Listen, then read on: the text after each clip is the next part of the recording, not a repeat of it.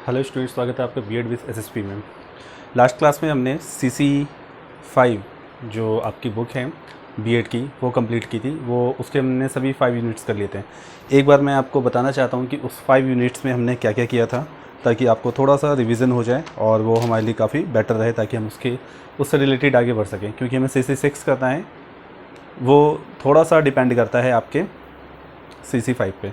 तो CC5 में आपका था children with diverse needs. Children with diverse needs क्या होते हैं, what do you know about multiple disabilities यानी कि ऑटिज़म क्या होता है, ये भी हमने पढ़ा था। सेरिब्रल प्लासी ये भी हमने पढ़ा था। मस्तिष्क पक्षघात जिसे कहते हैं। Define team teaching with right it's procedure and define P tutoring, what is CAI जो कि कंप्यूटर से रिलेटेड था। फिर हमने पढ़ा इंक्लूसिव स्कूल क्या होता है, इसकी इंपॉर्टेंस क्या होती है, क्लासरूम मैनेजमेंट क्या होता है, रेमेडियल टीचिंग क्या होती है, हर स्कूल में आजकल प्रोवाइड करवाया जा रहा है, हमने ये चीज़ें भी सीखी। और लास्ट UT5 में हमने ये देखा कि फंक्शन और ड्यूटीज़ क्या होते हैं टीचर के एज अ इंक्लूसिव टीचर और इन अ इंक्लूसिव स्कूल, कि उनकी क्या ड्यूटीज़ होती है। और लास्ट हमने सीखा टीचिंग और गाइडेंस में क्या डिफरेंस होता है। तो होप सो कि जितने भी क्वेश्चंस हमने किए हैं CC5 से रिलेटेड, जो कि अलग अलग यूटीज़ में डिवाइडेड थे, वो आपको अच्छी तरह समझ में आए होंगे। तो अब हम करते हैं नेक्स्ट CC, जिसे CC6 है, और आपकी इस बुक का नाम है gender school and society.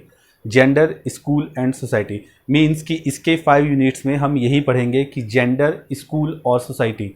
Gender का सोसाइटी में क्या इफेक्ट पड़ता है, स्कूल में उसका क्या इफेक्ट पड़ता है, स्कूल वाले कैसे ट्रीट करते हैं, सोसाइटी उसे कैसे ट्रीट करती है, कुछ लॉज कैसे बनाए गए हैं, कानून इसके लिए क्या क्या बनाए गए हैं, ये सभी चीज़ें आज हम इसमें पढ़ेंगे। और थोड़ा सा इसका पार्ट लिया गया है ताकि ये वीडियो ज़्यादा लंबा ना बने, इसलिए इसका थोड़ा सा पार्ट लिया गया है।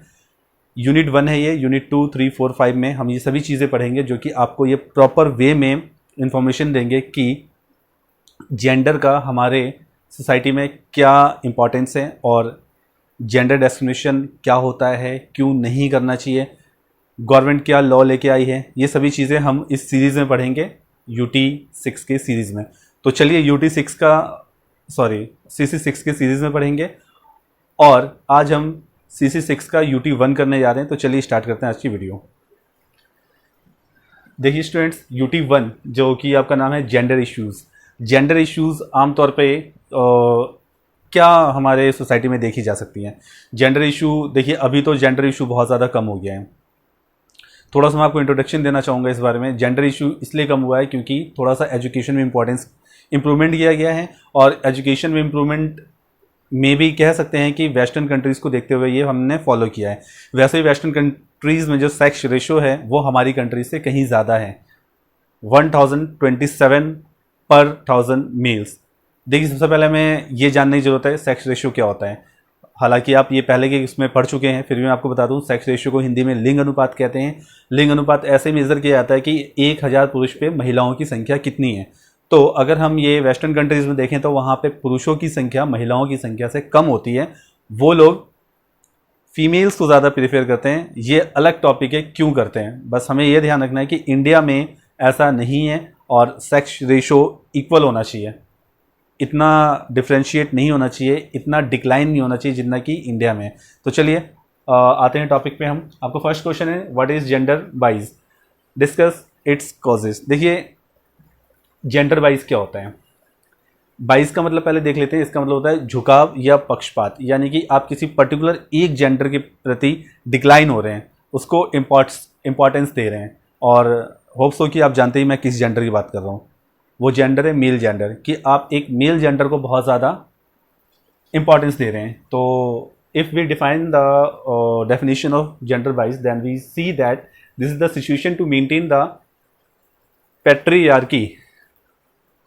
patriarchy in the society.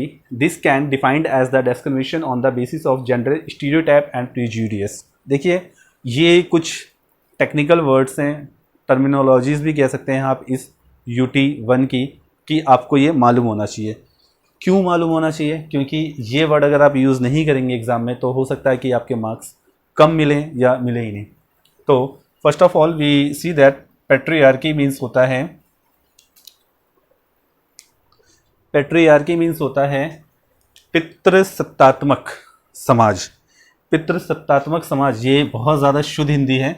अगर इसको सिंपल भाषा में बोलें तो ऐसा समाज जहाँ पर पुरुषों को बढ़ावा दिया जाता है। ये हमारे इंडियन स्टेट्स में, जो कि आप कह सकते हैं राजस्थान में होता है और छत्तीसगढ़ में हो सकता है, एमपी में हो सकता है, और भी बहुत सारे स्टेट्स हैं जहाँ पे कुछ विलेजेस में ऐसा आज भी होता है, जो कि पितृ सत्तात्मक समाज पे डिपेंड होता है, जहाँ पे ये माना जाता है कि final and first decision, final हो, फर्स्ट हो, मिडिल हो, कुछ भी हो, सारे डिसीजन मेल को ही लेना है। अच्छा हो, बुरा हो, गलत हो, जैसा भी हो, सब डिसीजन मेल ही लेंगे। हम डिस्कशन नहीं करेंगे, उनकी राय नहीं लेंगे, उनसे पूछेंगे नहीं, कुछ नहीं करेंगे, because man is the head of the family. Now ये इस सोच की वजह से इस टाइप की जो सिचुएशन होती है जेंडर वाइज की, कि एक तरफ झुकाव हो जाता है कि सब कुछ वही है, फीमेल्स की कोई नीड नहीं है हमें, बस वो बच्चे पैदा करने के लिए होती हैं। This can be according to this society, this can be defined as the discrimination on the basis of gender. और इस सिचुएशन को डिस्क्रिमिनेशन कहते हैं, भेदभाव कहते हैं, किसके बिहाफ पर? जेंडर स्टीरियोटाइप और प्रीजुडियस के बिहाफ पर। स्टीरियोटाइप कहते हैं रूढ़िवादी प्रथा। रूढ़िवादी यानी कि कुछ लोग होते हैं जो पुरानी सोच रखते हैं, पुरानी प्रथाएं रखते हैं, उसके बिहाफ पर लोग बहुत ज़्यादा डिस्क्रिमिनेशन करते हैं कि हमें आगे नहीं बढ़ने देना चाहिए। जैसे कि आप अभी भी गाँव के स्कूल में देख सकते हैं कि लड़कियों को पढ़ने के लिए मना किया जाता है। बहुत सारे रीज़न, वो अपने आप रीज़न बताते हैं कि लड़की को नहीं पढ़ना चाहिए, वो घर के काम नहीं कर पाएगी, लड़कियां बिगड़ जाती हैं स्कूल जाके, स्कूल बच्चे का बहुत दूर है, लड़कों के साथ बैठना पड़ेगा, बहुत सारी चीज़ें हैं, इस एज में लड़कों के साथ नहीं बैठना चाहिए। तो ये सारी की सारी चीज़ें कह सकते हैं कि ये एक पुरानी सोचें, स्टीरियोटाइप है, जो कि आप पहले से ही उसको नेगेटिविटी में ले आ रहे हैं। तो that is these thinkings are called stereotype thinkings. And prejudice कहते हैं भेदभाव करना किसी के बारे में पूर्व आगाह कर लेना, पहले से ही कुछ उल्टा बोल देना कि ये लड़की कुछ नहीं कर सकती है, उसका मनोबल कम कर देना, या लड़कियां ही कुछ नहीं कर सकती हैं, ये लड़की तो बहुत देर की बात, कोई लड़की ही कुछ नहीं कर सकती है। देखिए, जैसा लड़कियों के साथ हो रहा है वैसा मुस्लिम समाज में लड़कों के साथ होता आया था, और कहीं ना कहीं अभी भी होता है, क्योंकि मुस्लिम समाज में जो स्कूल की पढ़ाई है उसको मान्यता कम दिया जाता था, और अभी भी कुछ दिया जाता है, लेकिन अब थोड़ा सा इम्प्रूवमेंट हो रहा है कि स्कूल की पढ़ाई को भी बराबर मान्यता दी जाती है, ये कहिए कि उससे भी ज़्यादा मान्यता दी जाती है। मैं किसी धर्म के खिलाफ बोलना नहीं चाहता हूँ, बट ये गलत है। जो चीज़ हमें एक्चुअल सामने दिख रही है उस चीज़ पे हमें ज़्यादा फोकस करना चाहिए। स्टीरियोटाइप की भावना कहीं ना कहीं इस धर्म में भी पाई जाती है, जो कि गलत है, चाहे वो जेंडर बिहाफ पे हो या रिलीजन बिहाफ पे हो। डिस्क्रिमिनेशन किसी भी चीज़ की नहीं होनी चाहिए। हमारा जो हिंदुस्तान है, हमारा जो भारत है, वो इस चीज़ को फॉलो करता है कि समानता का अधिकार हो। तो ये नहीं होना चाहिए यार कि किसी को समानता मिल रहा है, किसी को नहीं मिल रहा है। कोई पढ़ना चाहता है, कोई आगे बढ़ना चाहता है, कुछ करना चाहता है, उसको आप मौका ही नहीं दे रहे हैं, whether he belongs to any gender, any caste, any religion. So now we come to the topic. So अब देखिए, हमने ये पता चल गया हमें कि जेंडर वाइज क्या होता है। जेंडर वाइज उसे कहते हैं कि आप एक पर्टिकुलर एक ही जेंडर के प्रति अपना झुकाव रख रहे हैं। और देखिए, ये ज़रूरी नहीं है कि सिर्फ ये फीमेल्स के साथ हो रहा हो, ये मेल्स के साथ भी होता है। क्यों होता है? बहुत जगह आपने देखा होगा कि कुछ लड़कियों से अपने इतना ज़्यादा करीब भी होते हैं, इतना ज़्यादा प्रेम करते हैं, जो कि साथ में जो लड़के हैं उनको बहुत ज़्यादा भेदभाव किया जाता है कि हमारी लड़कियां ही सब कुछ हैं, वही कर सकती हैं, इवन उनको ही घर का हेड बना दिया जाता है। तो in both condition I want to say that it is not correct. देखिए, हमारे संविधान में जो चीज़ लिख दी गई है हमें उसे फॉलो करना चाहिए, और सबसे पहले एक ह्यूमन बनना चाहिए, देन आफ्टर रिलीजन। ओके, तो रीज़न हमने देख लिया, हमने ये देख लिया कि टॉपिक क्या है, जेंडर वाइज क्या होता है, किसी भी जेंडर की तरफ जो झुकाव आपका हो रहा है, that is called gender wise. अब ये देखते हैं रीज़न क्या है। तो रीज़न ऐसा क्यों होता है? क्योंकि इलिटरेसी। हमारे यहाँ बहुत से गाँव में ऐसे लोग मिल जाएंगे, बहुत से जो पिछड़े हुए राज्य हैं ऐसे मिल जाएंगे जहाँ पे लिटरेसी है ही नहीं, पढ़ाई लिखाई नहीं है, शिक्षा नहीं है। तो ऐसे लोग अपनी थोड़े दिमाग की ज़्यादा चलाते हैं, कुछ अगले की सुनते ही नहीं है और बस बोलते ही जाते हैं। तो ऐसे लोगों से बचना चाहिए, बहुत जल्दी बचना चाहिए। Lack of awareness. Lack of awareness क्या होता है कि उनके अंदर अवेयरनेस की कमी होती है, मतलब चीज़ें उन्हें पता नहीं होती हैं कि एक्चुअल में क्या है, जागरूकता क्या होती है, वो उन्हें नहीं पता होता है। तो वो अलग अलग डिस्क्रिमिनेशन करते हैं, अलग अलग प्रेजुडिस करते हैं, अलग अलग स्टीरियोटाइप लगाते हैं, इवन गर्ल्स के लिए लगाते हैं कि भाई 13 के बाद जो लड़कियां हैं यंग हो जाती हैं, तो यंग होने पे वो बिगड़ सकती हैं। तो ये चीज़ें क्या हैं कि उनको इस चीज़ की नॉलेज नहीं है, अवेयरनेस नहीं है, जागरूकता नहीं है। हो सकता है कि स्कूल में ऐसी एजुकेशन दी जा रही हो जिससे लड़कियां ना बिगड़ें, जिससे लड़के ना, और लड़कियां ही क्यों बिगड़ें, लड़के भी बिगड़ सकते हैं भाई। तो हो सकता है कि ऐसी एजुकेशन दी जा रही हो जो कि ना बिगड़े। और रही बात लड़कियों को बिगड़ने की, वो तो घर में बिगड़ सकती हैं, लड़कों की बिगड़ने की वो तो घर में बिगड़ सकते हैं। तो अगर हमने माहौल सही, मेन बात होती है अपब्रिंगिंग की, अगर हमने अपब्रिंगिंग यानी परवरिश ठीक नहीं की है तो वो कहीं भी पढ़ लें, ऑक्सफोर्ड यूनिवर्सिटी में पढ़ लें, बिगड़ेगा ही जरूर। चलिए टॉपिक पे आते हैं। इलिटरेसी हमने पढ़ लिया, लेक ऑफ अवेयरनेस पढ़ लिया, जिसकी वजह से ये होता है कि नहीं मुझे तो लड़का ही चाहिए, मुझे तो लड़का ही चाहिए। चाइल्ड मैरिज, देखिए चाइल्ड मैरिज इसका एक रीज़न कैसे हो जाता है। चाइल्ड मैरिज का ये रीज़न होता है कि काफ़ी कम उम्र में शादी कर दी जाती है, कुछ चीज़ें पता ही नहीं चलता है कि दुनिया क्या है, क्या मतलब छोटी उम्र में इतनी बड़ी जिम्मेदारी दे देना जो कि उनको नहीं लेनी चाहिए। देखिए, और मैं इस बारे में ये कहना चाहूँगा कि हर चीज़ एक एज के अकॉर्डिंग होती है।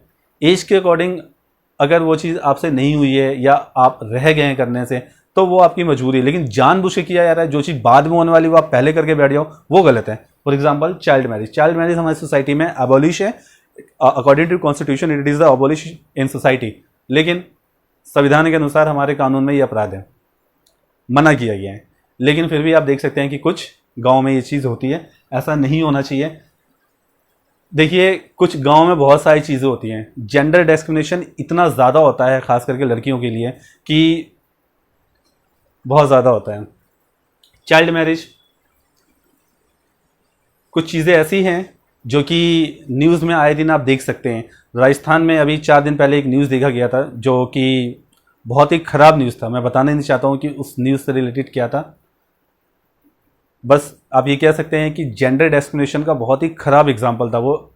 इतना हद तक भी सोसाइटी को नहीं जाना चाहिए कि उन्होंने ये वो चीज़ क्या कर दी। मैं डिस्क्रिप्शन में इसका लिंक डालूंगा, आप देख लीजिएगा वो न्यूज़ किस टाइप की है। मे बी मैं नेक्स्ट क्लास उसके बारे में डिस्कस करूँ। चलिए टॉपिक पे आते हैं। चाइल्ड मैरिज हम समझ गए। डॉरी, देखिए डॉरी मीन्स दहेज होता है। दहेज भी इस चीज़ का एक रीज़न होता है, स्टीरियोटाइप का रीज़न होता है, एक बाइज, जेंडर बाइज होता है कि यार हमें तो लड़की पैदा हो रही है तो हमें क्या करना पड़ेगा, दहेज देना पड़ेगा। अब दहेज देना पड़ेगा तो हम क्यों लड़की चाहें, हम तो इसको चाहेंगे नहीं भाई, हमारे इसको बढ़ाना ही नहीं चाहते। लड़का होगा तो कमा के भी देगा और दहेज भी ला के देगा, तो हम क्यों लड़की चाहेंगे, हमें नहीं चाहिए लड़की। तो ये इनकी सोच होती है। नेक्स्ट है एम्ब्रॉय किलिंग।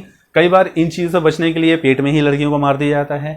अजम्पशन फॉर बॉयज़, और कई बार इसलिए लड़कियों को मार दिया जाता है, जेंडर वाइज इसलिए होता है क्योंकि ऐसा माना जाता है कि लड़के जो हैं वो कुल का दीपक हैं। लड़की अगर आपकी पैदा होती है तो आपका परिवार, आपका खानदान, आपका नाम, आपका कुल आगे नहीं बढ़ेगा इनके हिसाब से। नेक्स्ट है डिफेक्टिव एजुकेशन सिस्टम। और डिफेक्टिव एजुकेशन सिस्टम है, हमारे यहाँ चीज़ों को सिर्फ रटवाया जाता है, सिर्फ लिखवाया जाता है, कुछ प्रैक्टिकल नहीं बताया जाता है, कुछ समझाया नहीं जाता है। अभी भी आप कई क्लास के बच्चों को देख लेंगे, जो बच्चा 5th में आ चुका है उसे 4th का कुछ नहीं पता होगा, जो 6th में आ चुका है उसे 5th का कुछ नहीं पता होगा। तो जो कुछ नहीं पता होगा एटलीस्ट उसको इतना तो पता होना चाहिए कि एवरेज उसको मालूम हो। तो वो मालूम ही नहीं रखना चाहता है। क्यों नहीं रखना चाहता है? क्योंकि वो तो रट के पास हुआ है। तो ये चीज़ें जो है हमें थोड़ा सा ध्यान रखना चाहिए कि ऐसी चीज़ें नहीं होनी चाहिए। नेक्स्ट है लास्ट, पैट्रियार्कल सोसाइटी। देखिए पैट्रियार्कल सोसाइटी हम डिस्कस कर चुके हैं कि इस टाइप की सोसाइटी कभी चाहती ही नहीं है कि लड़की घर में पैदा हो। तो ये हमारे टॉपिक हैं कि जेंडर वाइज कहते हैं किसी पर्टिकुलर जेंडर के प्रति झुकाव होना, डिक्लाइन होना, उसके प्रति ही सोचना, उसको इंपॉर्टेंस देना। और जो जो रीजन हमने देख लिया, लेक ऑफ एजुकेशन है, एम्प्लॉय किलिंग है, डॉरी सिस्टम है और डिज़ायर ऑफ बॉय है। डिज़ायर ऑफ बॉय क्यों है वो आप समझ सकते हैं। Now we come to the next topic, define etymological sense of gender. देखिए इसका प्रोनाउंसिएशन थोड़ा सा हार्ड है, एटोमोलॉजिकल है इसका प्रोनाउंसिएशन। और इसकी हिंदी हम देख लेते हैं। इसकी हिंदी शायद इसकी हिंदी को कहते हैं उत्पत्ति। I am not definite sure but may be ये उत्पत्ति हो। और उत्पत्ति किसे कहते हैं? ओरिजिन को। So we can say that the etymological means as a synonym is also called origin. तो एटोमोलॉजिकल सेंस ऑफ जेंडर क्या है कि जेंडर की उत्पत्ति का मतलब क्या है, कि लिंग की उत्पत्ति कहाँ से कैसे क्या कहना चाह रहे हैं, ये सभी चीज़ें हैं। तो जेंडर डिस्क्रिमिनेशन में include sex based social structure and identify. Gender discrimination जो है सेक्स बेस्ड होता है, सोशल सोसाइटी के बिहाफ पर होता है, और आइडेंटिफाई करते हैं कि मतलब कहने मतलब ये है कि आप जो किसी भी पर्टिकुलर पर्सन को देखते ही जो पता लगा लेते हैं कि वो मेल है या फीमेल है, तो इन द सेंस वो यही कहना चाह रहे हैं कि ये पता लगाता है sex based social structure and identity. Next sum society have, और इसमें आगे हम पढ़ेंगे कि इसी में आगे जो जेंडर है थर्ड जेंडर भी होता है। कुछ सोसाइटी में थर्ड जेंडर पाए जाते हैं, और थर्ड जेंडर को आप कह सकते हैं किन्नर कहते हैं। और अभी तो होमोसेक्सुअल भी हो गए हैं, अलग अलग तरह के लोग हो गए हैं, कानून की तरफ से उनको मान्यता दी गई है, और ये अच्छी बात भी है। As I told you earlier कि हमें डिस्क्रिमिनेशन नहीं करना चाहिए। जिस दिन ये डिस्क्रिमिनेशन खत्म हो गया उस दिन हमारा आधा हिंदुस्तान तो ऐसे ही बदल जाएगा। तो अच्छी बात है उन्होंने सबको दिया। यार किसी की डिज़ायर है, he doesn't like girl, she doesn't like boy, so what should we do? नहीं करता यार, ठीक है, उसकी अपनी पसंद है। तो इसके लिए आप उसे डिस्क्रिमिनेट करोगे? इसके लिए आप उसके लिए पहले से ही उल्टा सीधा सोच लोगे, स्टीरियोटाइप जैसे फीलिंग लेके आओगे। This is not fair. So we come to the topic. Etymological में हमने यही पढ़ा कि जेंडर, सेंस ऑफ जेंडर क्या होता है। नेक्स्ट पढ़ेंगे जो कि आपके पीडीएफ का क्वेश्चन नंबर 2 होगा, वो ये right the measures taken by equalization of the equal educational opportunity. देखिए, इक्वलाइजेशन फॉर एजुकेशनल अपॉर्चुनिटी, जैसा कि आपको पता होगा कि हम लोग एक एजुकेशनल अपॉर्चुनिटी चाहते हैं अपने समाज में कि सभी को एक समान शिक्षा मिले। ऐसा नहीं होना चाहिए कि जेंडर वाइज की प्रॉब्लम वहाँ भी आ रही है, हम लड़कों को शिक्षा कम दे रहे हैं या लड़कियों को ज़्यादा दे रहे हैं, या लड़कियों को शिक्षा कम दे रहे हैं और लड़कों को ज़्यादा दे रहे हैं। ऐसा नहीं होना चाहिए। हालांकि ऐसा आजकल थोड़ा बहुत हो रहा है कि आप देख सकते हैं कि जो गवर्नमेंट जॉब्स होती हैं उसमें लड़कियों को ज़्यादा प्रिविलेजेस दिए जाते हैं, ज़्यादा उनको सुविधाएं दी जाती हैं, ज़्यादा फैसिलिटीज़ दी जाती हैं। तो इसका मतलब ये नहीं कि भेदभाव किया जा रहा है। इसका मतलब ये भी है कि गवर्नमेंट एक स्टेप उठाया है कि आप लड़की पैदा होने से ना डरें। सभी चीज़ें गवर्नमेंट ने ही उठा रखी हैं। कोई उसको फॉर्म भरना हो, कहीं उसको एडमिशन लेना हो, कहीं उसको कोचिंग देनी हो, ये सब कुछ फ्री ऑफ कॉस्ट होता है लड़कियों के लिए, सिर्फ लड़कियों के लिए। चलिए टॉपिक पे आते हैं। तो मेजर्स क्या हैं कि गवर्नमेंट ने क्या मेजर लिया। एक तो मैंने आपको बता दिया कि गवर्नमेंट ने ये मेजर लिया है कि सभी तरह की जो लड़कियां हैं, सभी तरह की जो गर्ल्स हैं, उनको सभी तरह की अपॉर्चुनिटीज़ देना जो कि वो आगे बढ़ सकें, और फ्री ऑफ कॉस्ट रखना चीज़ों को, या हाफ फी कर देना कहीं भी अगर आप एडमिशन ले रहे हैं, खास करके कॉम्पिटिटिव एग्जाम में। नेक्स्ट क्या है, all primary school should have provided free education. सभी प्राइमरी स्कूल को ये बताया गया है कि आपको फ्री एजुकेशन देना है जो कि 5th क्लास तक है, और विदाउट एनी डिस्क्रिमिनेशन। कोई डिस्क्रिमिनेशन नहीं करना है, लड़का है, लड़की है, थर्ड जेंडर है, no any discrimination.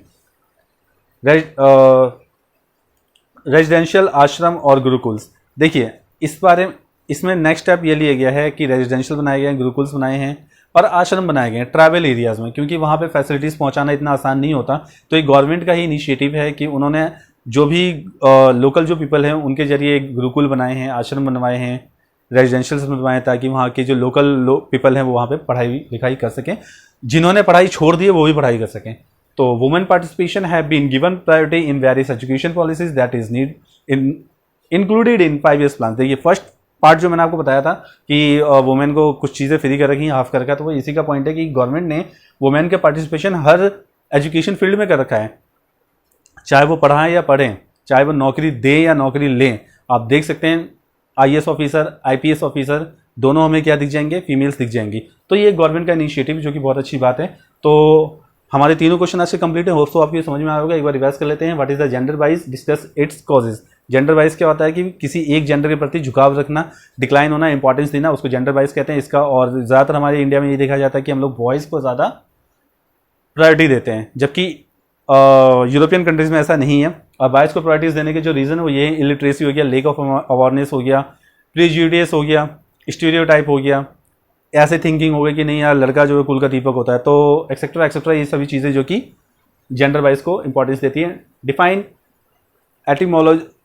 एटिमोलॉजिकल sense of gender. Etymological जो सेंस ऑफ जेंडर, इसमें हमने ये पढ़ा कि जेंडर को कितने पार्ट्स में डिवाइड किया गया है, हम जेंडर को कैसे बता सकते हैं सोसाइटी में, और हमें किसी भी जेंडर को डिस्क्रिमिनेट नहीं करना चाहिए और सभी जेंडर को इक्वली ट्रीट करना चाहिए। ये आपको इस क्वेश्चन में बताया गया। नेक्स्ट है right the major taken by the equalization of the educational opportunity. Educational opportunities के लिए गवर्नमेंट ने क्या इनिशिएटिव्स उठाए हैं, तो हमें ये देखना है। यहाँ पे 3 पॉइंट मेंशन है। फर्स्ट पॉइंट है आपकी प्राइमरी एजुकेशन सबके लिए फ्री कर दी गई है, whether they belong to any caste and religion any gender, सबके लिए इक्वल है और इसमें नो डिस्क्रिमिनेशन है। आपको विदाउट डिस्क्रिमिनेशन उनको क्या करना है, इक्वली ट्रीट करना है। इसके अलावा दूसरा ये किया गया है कि आपको जो ट्राइबल एरियाज है वहाँ पर रेजिडेंशियल खोले गए हैं, आश्रम खोले गए हैं और गुरुकुल्स खोले गए हैं, इसलिए ताकि गवर्नमेंट अगर वहाँ पे नहीं पहुँच पाती है तो एज अ एनजीओ या एज अ गवर्नमेंट वो आपको इनिशियली पे करती है ताकि आपको रन कर सकें और लोकल पीपल को पढ़ा सकें और उनको भी चांस दें जो कि अपनी एजुकेशन नहीं कंटिन्यू रख सकें किसी वजह से। थर्ड पॉइंट ये है कि गवर्नमेंट ने इस जेंडर एजुकेशनल सिस्टम को एक अपॉर्चुनिटी देने के लिए ये किया है कि एजुकेशन सिस्टम में जितने वुमेन हैं सबको एक मौका दिया है कि आप भी आगे बढ़ें, whether they give a job, whether they participate a job और whether they recruit any job. हर कैटेगरी में आपको फीमेल्स दिख जाएंगी और ये बहुत अच्छी बात है और इसको मेंशन किया गया है 5 ईयर प्लान में। तो hope so students and friends आपको ये टॉपिक समझ में आया होगा, बहुत अच्छी तरह समझ में आया होगा। और इससे रिलेटेड एक मैंने PDF का लिंक आपको डिस्क्रिप्शन में डाला, आप उसको देखिएगा। उसमें there are total 10 questions. Hope so कि वो 10 क्वेश्चंस आपको कुछ प्रॉब्लम ना दें। अगर आपको कहीं से भी कुछ भी प्रॉब्लम लगती है तो आप कमेंट में लिखिएगा। इन 3 क्वेश्चंस में अगर आपको कुछ प्रॉब्लम आए तो भी आप मुझे बता सकते हैं। कहीं भी अगर आपको कोई दिक्कत आती है तो आप मुझे कमेंट में लिख के भेज सकते हैं। तो मिलते हैं नेक्स्ट वीडियो में नेक्स्ट टॉपिक के साथ, जो कि हमारा CC6 का UT2 होगा। उसको आप पहले से ध्यान से पढ़ के रखिएगा तो बहुत अच्छी बात है। और इसमें कुछ अगर आपको प्रॉब्लम आती है तो आप मुझे कमेंट में लिख सकते हैं। तो मिलते हैं नेक्स्ट वीडियो में नेक्स्ट टॉपिक के साथ। अपना ख्याल रखिएगा, पढ़ते रहिएगा। Thank you.